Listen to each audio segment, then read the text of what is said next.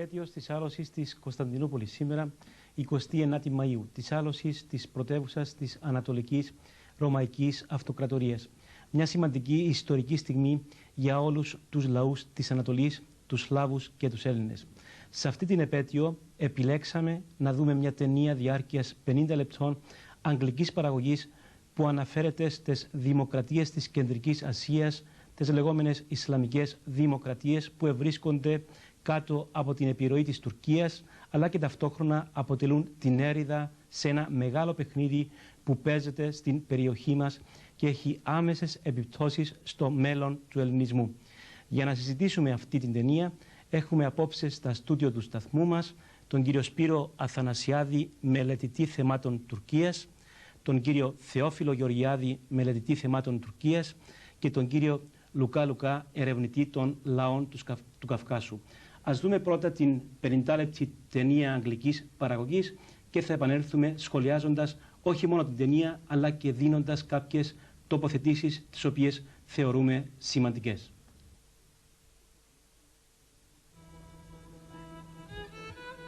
The Central Asian steppe, a vast plain stretching from Europe to the Himalayas. For 2 millennia, nomads have roamed along the ancient frontier between the steppe and the settled agricultural land. The Persians built a wall here 1800 years ago to keep them out. Even to this day, one side of the wall is farmland and the other is just open plain. Eventually, though, the frontier was breached, and one of the great east-west trade routes passed through here. People moved backwards and forwards freely between Persia and Central Asia. The Russian Revolution put a stop to all that, and for 70 years this area was one of the frontiers between communism and the non-communist world. And now in turn that frontier is being breached as well. Violence has been the result in several former Soviet republics. In some, people have tried to overthrow the old communist bosses who've hung on to power. In others, national or religious divides, long repressed, have exploded into the open. With no big central power to stop them, the little wars of Central Asia continue unchecked. A power vacuum has been created. Inevitably, other countries are getting involved, in particular Iran and Turkey. A century ago, the big power rivalry in Central Asia was called the Great Game. Now a new version has begun.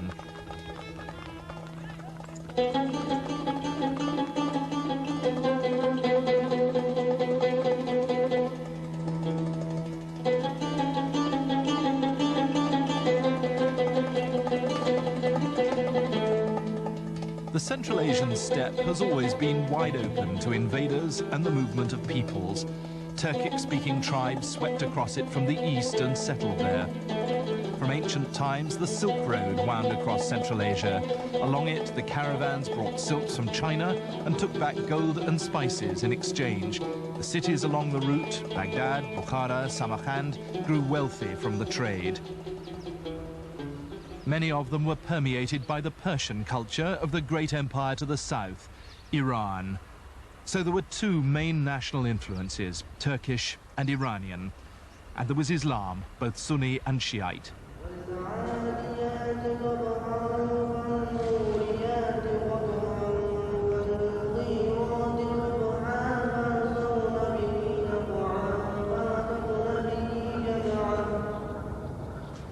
The shrines and seminaries of Central Asia were famous for their learning.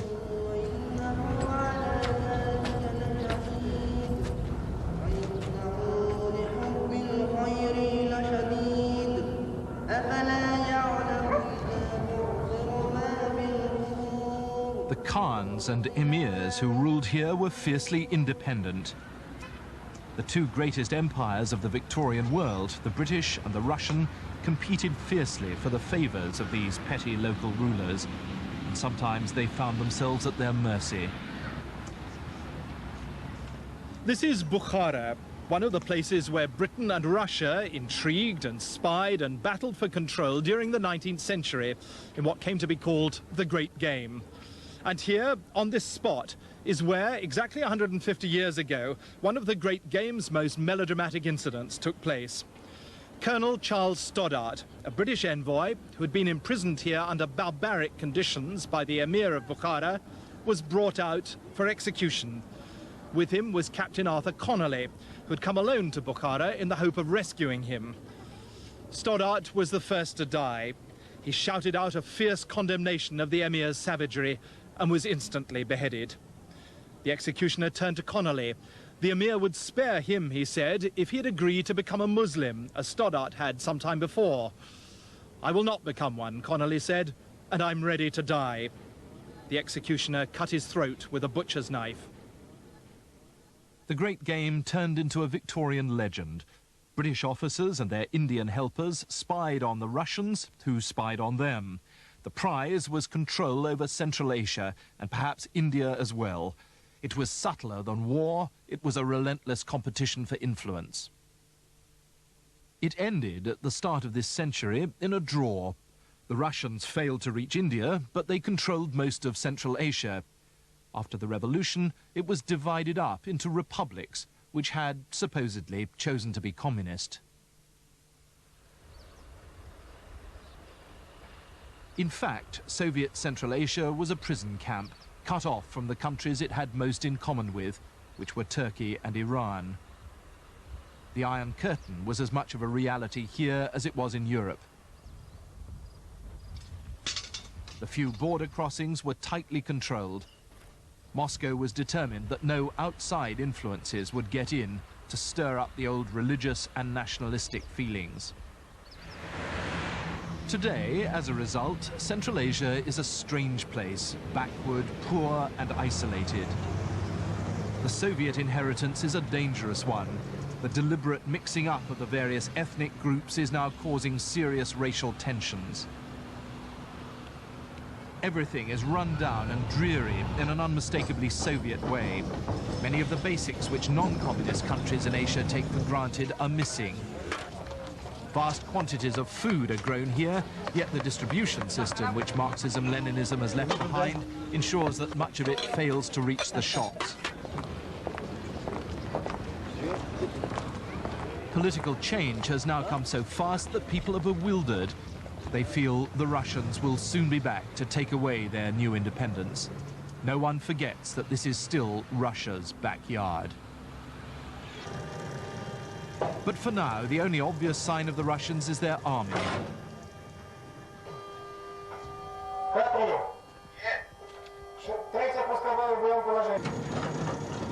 We went to this rocket base in Uzbekistan. No Westerners had ever been allowed here before, and the troops put their best missile through its paces for us. Still, the warhead seemed in bad shape, and the launcher may have been the only one that was serviceable. This was the base from which the Russians tracked the American U-2 spy plane in 1960. But now, there's no real enemy to watch out for anymore. The soldiers still get their pay from Moscow, but little else.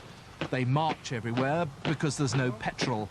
And although they're here to guard the missiles, they aren't issued with rifles, which doesn't matter since they don't have any ammunition either. For the moment at least, the Russians are opting out. And so the game is starting up between the two countries bordering Central Asia. Iran to the south with its powerful Islamic ideology, and Turkey to the west, which offers advanced technology and a bridge to the developed world.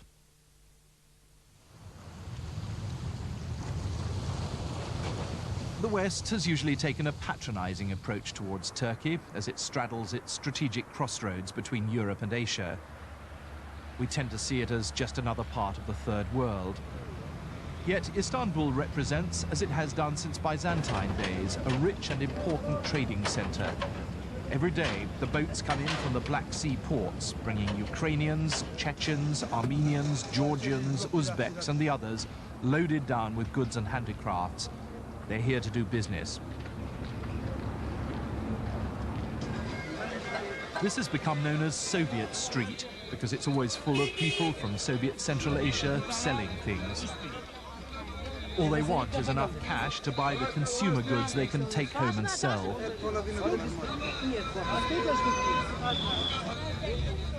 They often charge absurdly low prices because they don't appreciate the value of the things they're selling. Hangi şehirdensiniz? Biz Taşkent'ten. Özbekistan'dan. Kaç günde, ne kadar zamanda bir geliyorsunuz? Her ay geliyor musunuz? Yok, her ayda gelmez. Bir yılda bir marta, iki marta geliriz. İki ayda bir ama geliyorsunuz. Nereden geliyorsunuz? Özbekistan'dan. Orada ne yapıyordunuz?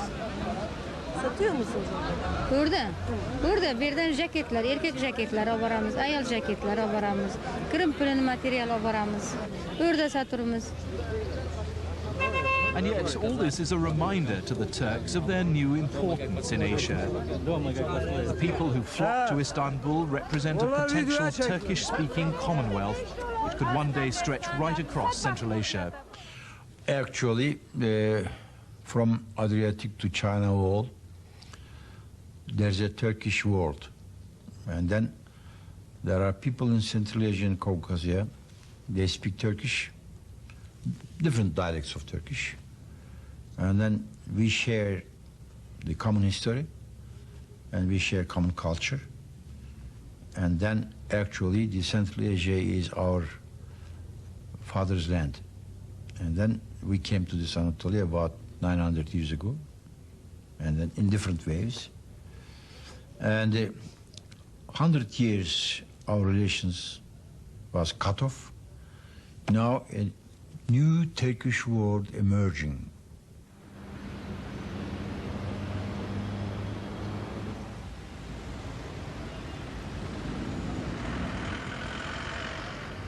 You can feel the new sense of purpose and self-confidence here as Turkey looks out at the new Central Asia. Looking westwards has brought only humiliation and embarrassment. The European community doesn't want Turkey, and NATO doesn't need it now that the old Soviet Union has collapsed. And yet suddenly Central Asia has opened up. It speaks virtually the same language, it shares very much the same early history, and it badly needs Turkey's development skills. Turkey and Turkic-speaking Central Asia have discovered each other at exactly the right moment.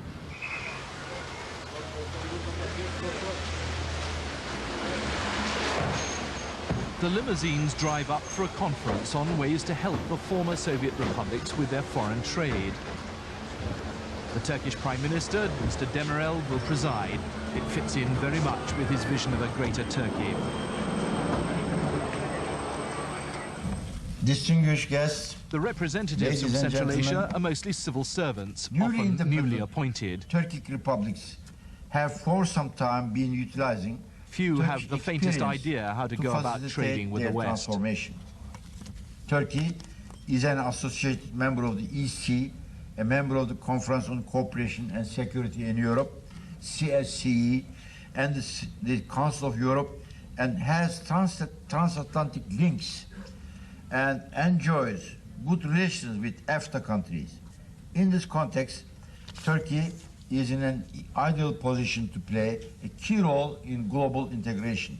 The strategy that's been pursued, promoted, is that there should be a triangular relationship between the Central Asian republics, which you've got essentially, the majority of them have got a Turkish or Turkic population, between Turkey, which has got the contact and the cultural contact, and Western companies who have the technology and the know-how. That is the concept of a triangular relationship between Central Asia, Turkey and the West.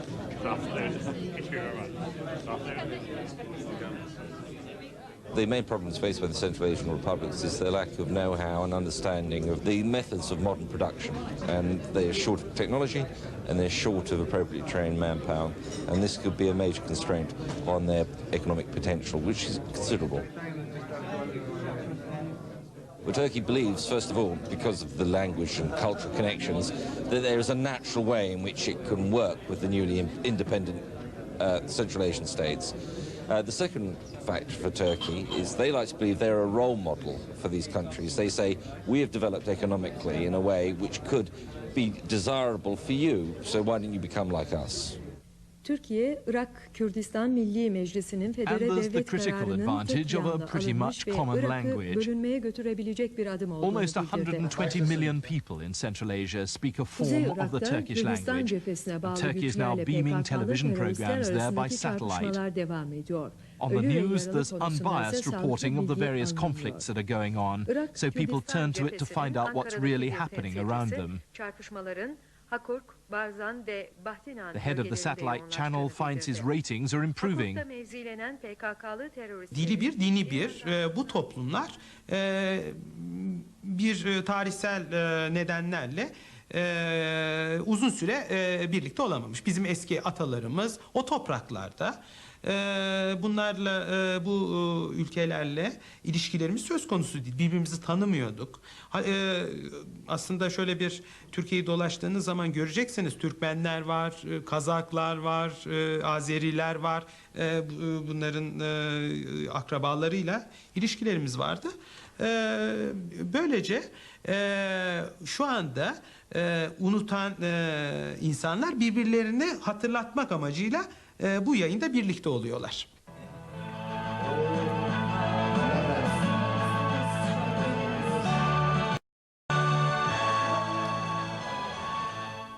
In the newly independent state of Azerbaijan, you don't need to watch Turkish programs on satellite. Local Azerbaijan TV rebroadcasts Turkish television and has scrapped one of its old unwanted Russian language channels to make way for it. So tonight, Azeri viewers can see the Turkish news report on a summit meeting between the presidents of all the Turkish-speaking countries of Central Asia, summoned to Istanbul by Demirel. Bunun dışında tabii eğlence programları ve müzik programları da ağırlıklı. Çünkü şu anda şöyle söyleyeyim, Türkiye'den uzaklaştıkça, coğrafi nedenlerle uzaklaştıkça dilde anlaşılma zorlaşıyor. Yani bir Azerbaycan'da ben orada rahatlıkla konuşurken biraz hele Osmanlıca dilini bildiğiniz takdirde çok rahat konuşabiliyorsunuz. Türkmenistan'da biraz zorlanıyorsunuz. Özbekistan'da biraz zorlanıyorsunuz. Kırgızistan'da daha fazla, Kazakistan'da daha fazla. Ama çok kısa sürede hele biraz da bir iki şey karıştırarak kelimelerin tamamı olmasa da bile cümlenin ana yapısını yakalayabiliyorsunuz.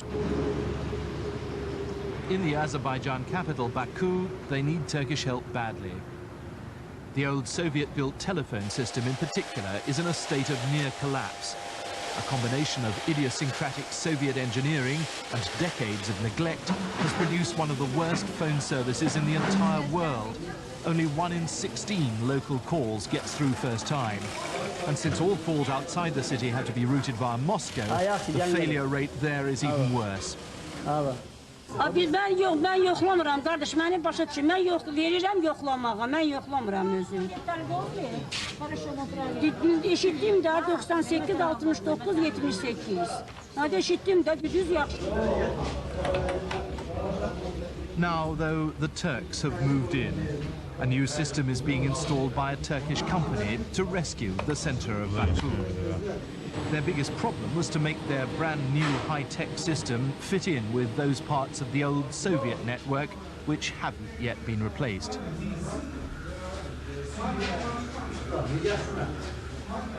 The real hard work is being done down in the basement of the Baku Central Exchange. These are the bowels of the ancient system, and indeed images drawn from the human body and its ailments seem to spring to mind naturally down here. This looks like an extraordinarily complicated job here. Yeah, it is. Now here there are 20,000 pairs of cables, and this gentleman here making, I call it coronary bypass operation, and but they are doing it very fast.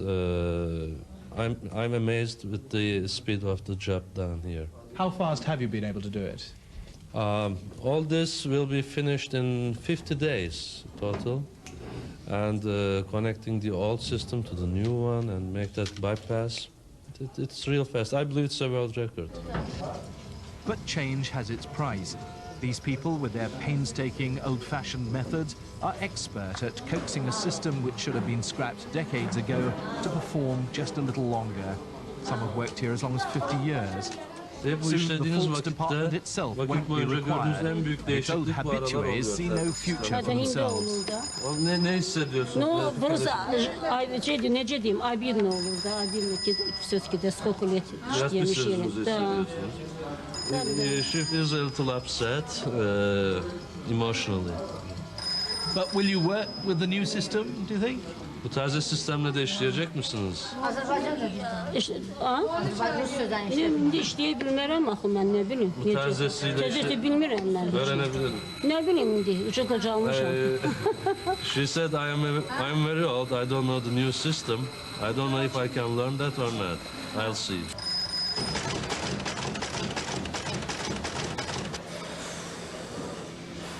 This, then, is how Turkey is playing its version of the new great game by means of its electronics factories. It's winning over the Central Asian countries by replacing their antiquated industry with advanced Western technology, even though they may not have the cash to pay for it. Aslında ben genel olarak NETAŞ hakkında biraz bilgi vereyim. NETAŞ, Northern Telekom lisansı altında. For the Turks, every budding manager and engineer they train using Turkish equipment and the Turkish language is another link that binds Central Asia to the Turkish heartland. And the scope is immense. In our case, we are not just selling equipment off the shelf, because the old Soviet Union, all those republics, it's like a museum. They have a collection of all kinds of different equipment, and you have to have interface with all of them. So that required lots of research and development work, which we have taken. We have taken the risk, and we have gone through. We have been working on those projects for the last 3 years now, and we have completed all our interfaces. Now our telephone exchanges are readily workable with any type of telephone equipment which exists in Soviet Union or in the new republics. It's a big market, first of all, let me say that. And as far as our business is concerned, which is telecommunication, it's even bigger market because of the past regime have pushed down all the needs for communication. I mean, communist regime has on purposely stepped on communication, and the communication environment did not develop. So all those republics require lots of new telephone exchanges and new communication means. So therefore it's a very big opportunity for telecommunication companies. But the field the Azeris need most help in is this one, oil. Azerbaijan has enormous oil potential, and for Turkey, which has only a little oil of its own, that makes it a particularly valuable prize. Like the telephone exchange, the oil fields round Baku demonstrate the terrible waste and decay of the Soviet years. This was the very first oil field in the world to be developed, starting in 1871. But it's grossly inefficient. Some of these pumps leak as much oil as they extract. But the oil is good quality, and potentially the reserves are vast, 3 billion tons of them. With the right technology, Azerbaijan could be a new Kuwait. Companies like BP and the Turkish Pet Oil Group believe that by improving on the old Soviet methods, they can ensure that the potential will be enormous.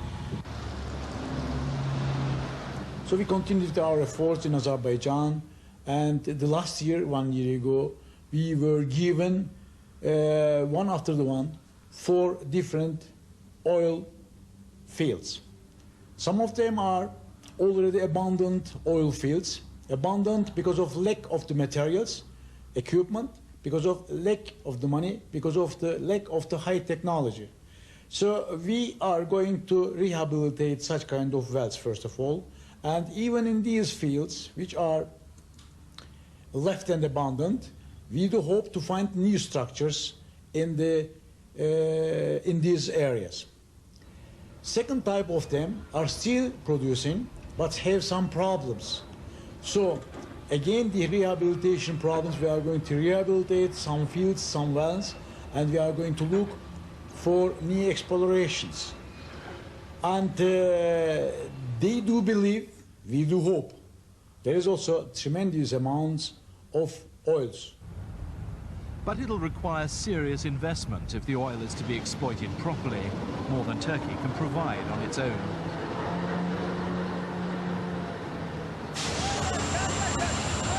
Vast infusions of Western capital and technology are called for. A few things scare off foreign investment as fast as the threat of political instability. In most of the former Soviet republics, there's a disturbing undercurrent of violence. People are unsettled and frightened, and they want new political systems, not necessarily liberal democracy on Western lines. As the old communist structures are challenged, new demagogues are coming to the fore. Some of them are now in government. There's a crowd outside Azerbaijan's Interior Ministry in Baku every Saturday, made up of people who want to see the minister.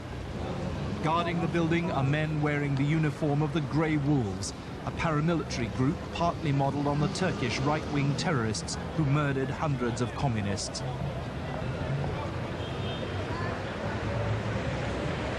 In Azerbaijan, the Grey Wolves owe special allegiance to the Interior Minister, who in all seriousness keeps a stuffed wolf in the corner of his office.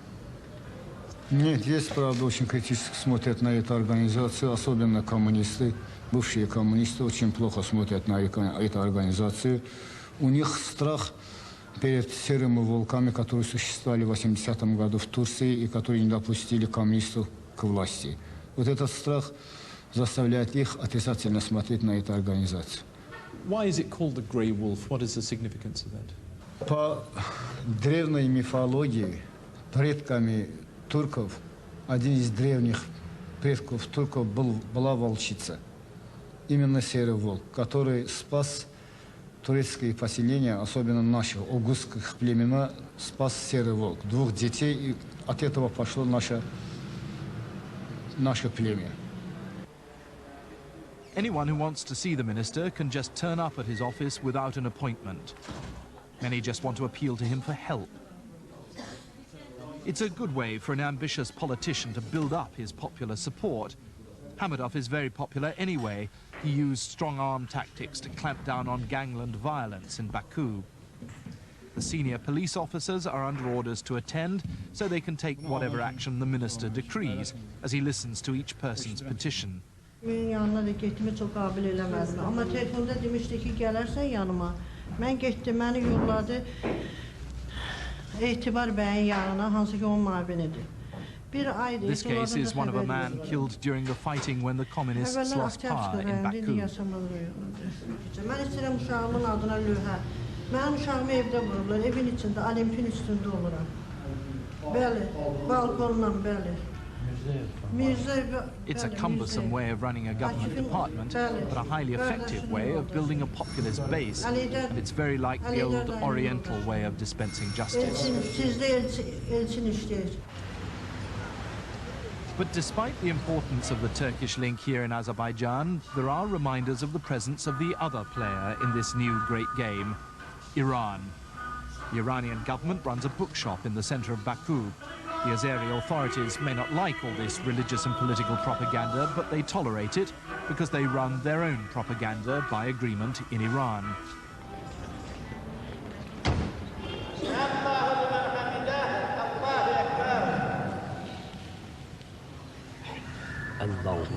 It's in the mosques that Iran's greatest opportunity for influence naturally comes. Although most people in Azerbaijan are very aware of their Turkish links, 3/4 of them are Shiite Muslims, and Iran is the heartland of the Shiite faith.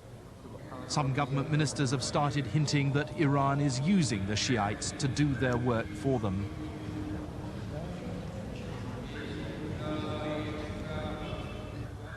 I don't think that there are many people among my nation who think that we are agents of Iran.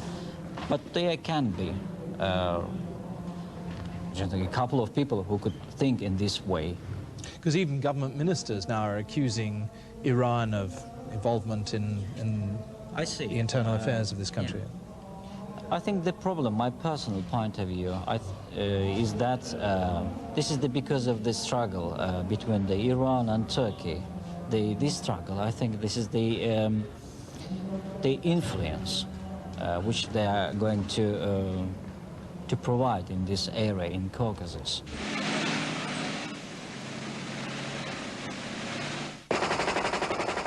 The struggle has come to a head in Nagorno-Karabakh and Nakhichevan, both of them areas disputed by Azerbaijan and its neighbour Armenia. Turks are involved in training Azeri officers, and the Azeris say Iran is helping the Armenians. Иран одна из форм империи, где руководит исламский фундаментализм. Там проживает 23 миллиона азербайджанцев. Иран опасается за себя. Опасается того, что если в Азербайджане прекратится война, Азербайджан станет на демократический западный путь развития. Проживающие там азербайджанцы поймут, какой строй лучше. Это фанатизм или человеческая нормальная жизнь, которую протекает. Боясь этого, Иран не заинтересован в продолжении войны. How exactly does Iran go about this business of interfering in the war? Во-первых, Иран очень много помогает военной техникой и живой силой Армении. Ежедневно с Ирана доставляется вооружение в Армении. Во-вторых, людскими ресурсами она помогает. В Иране готовятся террористы для Армении. В-третьих, всякая материальная помощь, которая оказывается сейчас в данный момент Армении, только служит для военных целей. Под видом гуманитарной помощи с Ирана туда доставляется оружие и боеприпасы. This is the picture which Iran has etched for itself on the consciousness of the world. Unyielding, vengeful and deeply hostile to Western values. The wild emotion which followed the death of Ayatollah Khomeini increased the fears in the West that Iran's fundamentalism would spread like a tidal wave to the rest of the Muslim world, bringing an end to all moderation there. And yet it hasn't happened like that. At Khomeini's shrine, 3 years after his death, you get some idea of how the mood in Iran has changed. It's rare that you find big crowds here now. Usually it's just groups up from the country paying their respects in quieter, more dignified fashion. For most people in Iran, getting on with everyday life is the most important thing. There's less religious enthusiasm than before. As for the spread of fundamentalism to the predominantly Arab Sunni Muslim countries of the Middle East, the non-Arab Shiite Muslims of Iran have had little influence.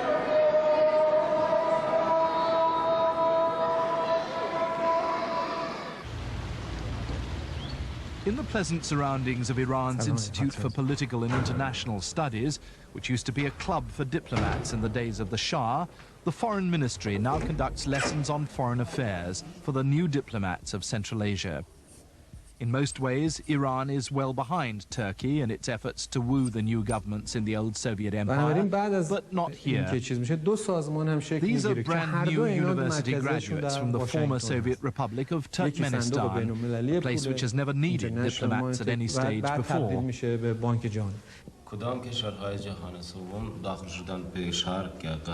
در چه زمانی؟ فرق داره. در بعضی وقتا داخل شدن، خارج شدن. فرض کنیم مصر در سال 1956 تقریبا از بلاک چیز در رفت. بعد از اینکه در مورد از اول تا آخر میخوام که چه کشورهایی؟ این کشورها برای که بعد همه کشورها رو دونه دونه بشماریم بگیم که چون اینا Diplomacy is an ancient art in Iran, though it hasn't been much in evidence in recent years. Now it seems to be in practice again. جزء بلوک غربه. ما در آسیای مرکزی به این جهت فعال هستیم که اونها همسایه‌های ما هستند و باید در کنار مرزهای ما امنیت باشه. خواه افغانستان باشه، خواه پاکستان باشه یا خواه ترکمنستان و آذربایجان باشن. به این دلیل ما به آسیای مرکزی نزدیک شدیم، با اونها کار میکنیم و به نظر من میرسه که هر موقعی که ما متوجه بشیم که امنیت در این منطقه حکم فرماست، روابط اقتصادیمون رو در همون سطح نگاه خواهیم داشت و کارمون رو ادامه خواهیم داد. But Iran speaks with many conflicting voices. That's part of its trouble. Assalamu alaikum wa rahmatullah. Bismillahirrahmanirrahim. Saeed Zadeh Tehrani, like many of the Iranian clergy, has a radically different approach to Central Asia from that of the more moderate foreign ministry. He's not interested in trade. He wants to convert all and sundry to fundamentalism. As a missionary and a preacher, it's his job to travel to Azerbaijan to put a little fire into the faithful there. Today, though, he's preaching to the already converted at a factory outside Tehran. At the end, he goes through the standard list of enemies, anyone, that is, who opposes Iran.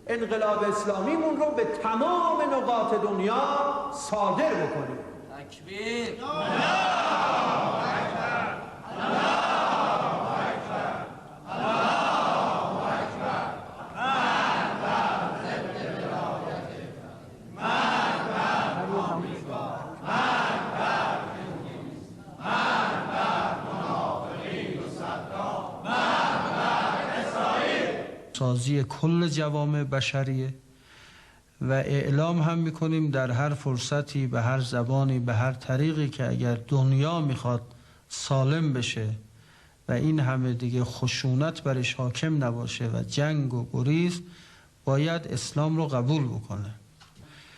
ایرانی ها معمولاً پیرو رهبر معظم انقلاب هستن و ایشون اگر تشخیص بده در جای نیاز هست و امکان رفتن هست این مأموریت رو به تک تک ما میده و هر کسی بده حاضرن که این مأموریت رو انجام بدن برن و اسلام رو بگن. امیدواریم که این انشالله انجام بشه. That feeling isn't as widespread now as it would have been some years ago. Iran's problem is that it lacks clear direction. No one faction within the government predominates.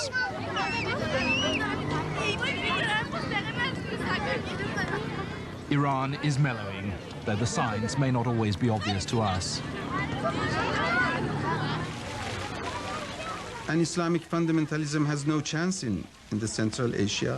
And certain circles in the government of Iran really do understand this position, but not really all leaders of Iran are satisfied with such a solution, or which they are not ready to realize that an Islamic fundamentalism has no chance. And if Iran wishes to be present in this region, they have not to follow any Islamic policy. Iran has been isolated from the outside world ever since the revolution, and it's starting to tell. The moderate, outward-looking people in the government understand that. چیزهای مانند صدور فاندامنتالیسم به این مناطق به هیچ وجه صحت نداره.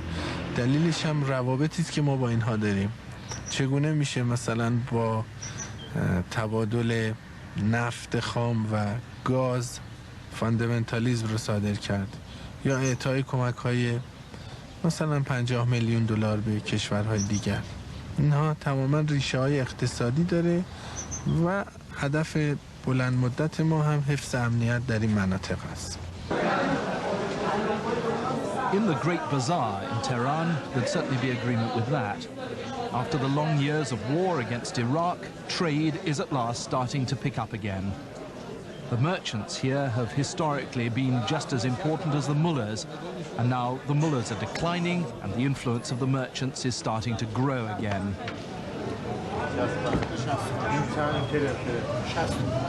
And their influence conservative. The thought that Central Asia is opening up for trade is one that seriously interests them. Iran has the capacity to send consumer goods to Central Asia, though it'll be years before the countries there will have the cash for the really big deals.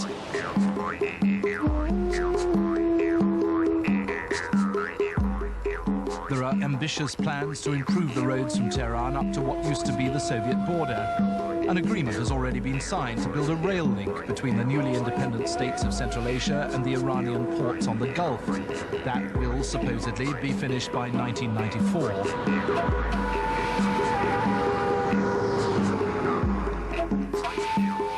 it's already clear that none of this will be easy. At present, the roads to the border vary from the moderate to the pretty poor, as we ourselves found as we headed towards Turkmenistan. The mountains form a natural barrier, another disadvantage for Iran in its efforts to compete in Central Asia. When we cross the border here between Iran and this part of what used to be the Soviet Union, the border officials told us we were the first Westerners to be allowed through for 70 years or more, since the early days of the Russian Revolution, in fact. But as we came across, we could see for ourselves just how difficult this terrain actually is. It's one thing to talk glibly about building pipelines and roads and railways across the border from Iran to Central Asia. It's another thing altogether to do it. On this side of the border, in the former Soviet republics themselves, the problem's a rather different one. All the links are still with Russia, and all the railway lines still point to Moscow. That's true in just about every way for the whole of society. The Soviet system, having held Central Asia back so badly in terms of development, still overshadows everything.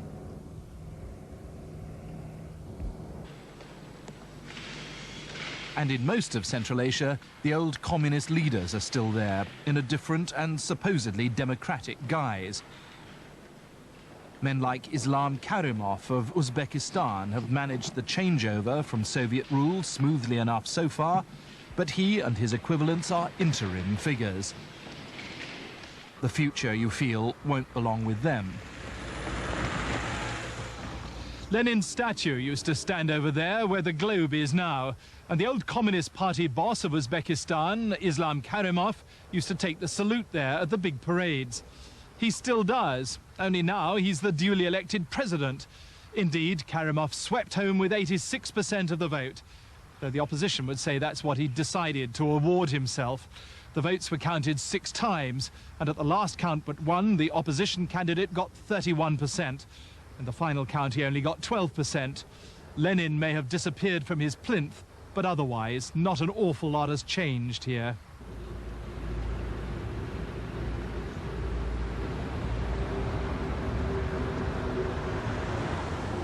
The opposition leader in Uzbekistan, the man who came second, doesn't have an easy time of it. Every day he's followed and watched, and his conversations are bugged. He's a very different sort of politician, a Thatcherite in economics, a fundamentalist in religion.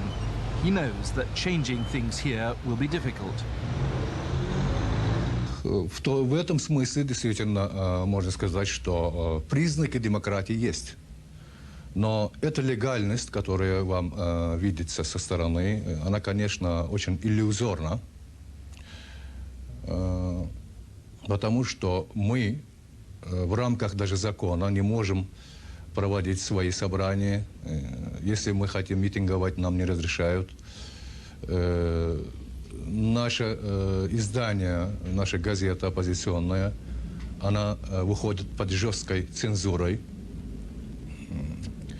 Мы не можем пропагандировать идеи своей партии среди людей. Запрещено нам выходить к людям вообще. Передвигаться спокойно, без слежки КГБ. И мы не можем выступать по телевидению и по радио. Вся печать подчинена все президенту. И просто у нас нет ни одной трибуны в республике. То есть все эти демократические принципы, которые утверждены всем мировым сообществом, то есть прошли уже испытания, но мы только декларируем их в документах. Но власти у нас не выполняют это.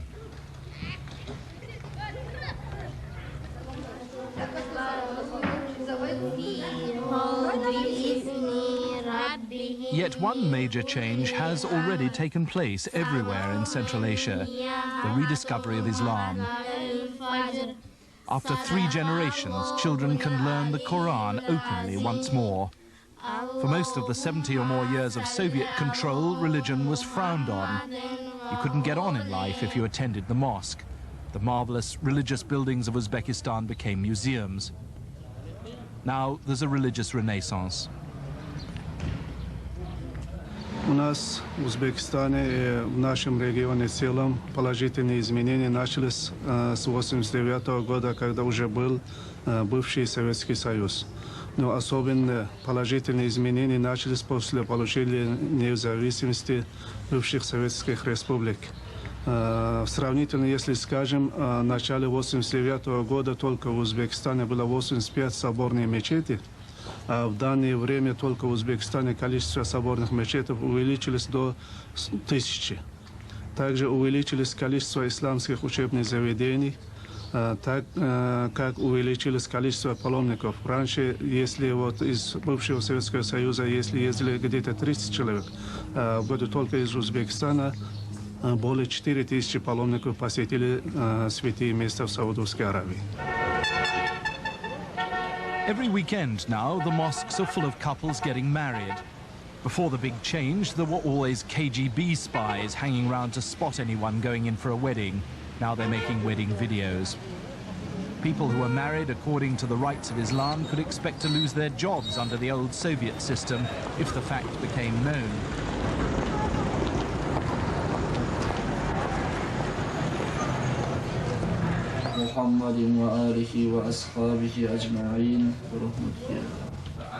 Today, the mullahs have so many ceremonies to get through, each one lasts only a few minutes.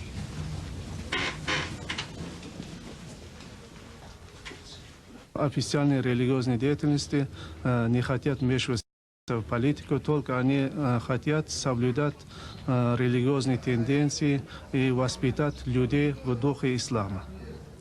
Наши святые обязанности сейчас, особенно в нынешней обстановке, объяснить людям, что такое ислам, поскольку они более 70 лет были отлучены от ислама. Curiously, although fundamentalism is growing here, it doesn't come from Iran so much as Turkey. The Turkish Zaman group, strongly Islamic, puts out a newspaper hostile to the secularism of the Turkish government. In Samarkand, we found a newly built Zaman school. The level of education was high.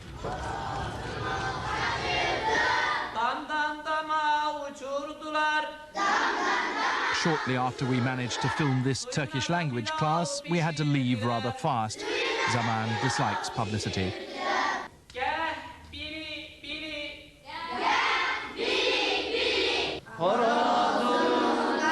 But hostile or not to the Turkish government, Zaman's activities still help Turkey's cause, not Iran's.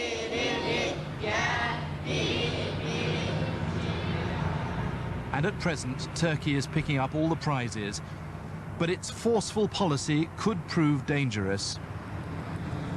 This, unity which Turkey is seeking is a real new danger in the region, even if it is, if it could get realized, because it is a new danger not only to Russia, it is also a danger to Iran and to China. It is a danger to India and Pakistan. I think such a, great empire as Turkish, intellectuals are seeking or politicians are looking for is unreal, empire which only would enhance conflicts and wars in the region. I'm looking for a greater Turkey, but not in the territory. Turkey should be more powerful, developing economy, developing human rights, developing democracy, and then we have a great country. I think that's good enough for us. Just we don't want to have a territory. We have good enough, and then we are having trouble to run this country. How come we should add new troubles?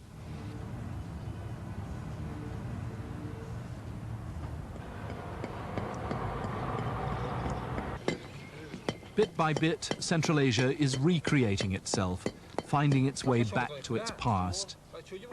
For 3/4 of a century, Moscow ruled every aspect of things here, much as Islam once did and will do again. Now life is resuming along its former lines. In the new great game, the future of Central Asia's traditionally minded people is what's at stake. they'll be just as much at the mercy of their new rulers as they were of the emirs and khans of the past.